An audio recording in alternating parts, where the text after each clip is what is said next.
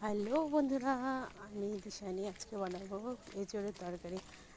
ফার্স্টে এঁচোড়গুলোকে ভাপিয়ে নিলাম, তারপরে পেঁয়াজ সব কিছু কেটে মশলা করে নিলাম, পেঁয়াজ লঙ্কা যা যা লাগে আর কি রান্না করতে। তারপর তেল দিয়ে দিলাম কড়াইতে, তারপর পেঁয়াজ জিরে সম্বাদ ছিলাম, জিরে তেজপাতা পেঁয়াজ দিয়ে লঙ্কা দিয়ে ভালো করে ভেজে নিলাম। তারপরে বাটা মশলাটা পেঁয়াজ রসুন সব দিয়ে দিলাম, ভালো করে ভেজে নেব।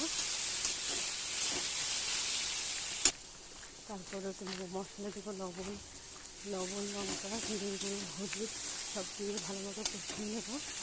কষিয়ে নেওয়ার পর হালকা করে ঢেকে দেবো, যাতে যেন ভালো করে তাড়াতাড়ি মজে যায়। মজে যাওয়ার পর ভালো করে কষিয়ে নেব যতক্ষণ না। ঢাকা দিয়ে দেবো, ঢাকা দেওয়ার পর কিছুক্ষণ রাখার পর উঠিয়ে নেবো।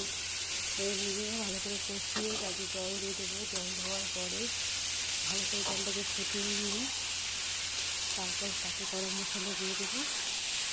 নামানোর পর তার উপরে একটু ছড়িয়ে দেবো। ছড়িয়ে দেওয়ার পর সামনের লুকটা আমার দেখো কেমন হয়েছে, কেমন লাগলো বন্ধুরা বলবে।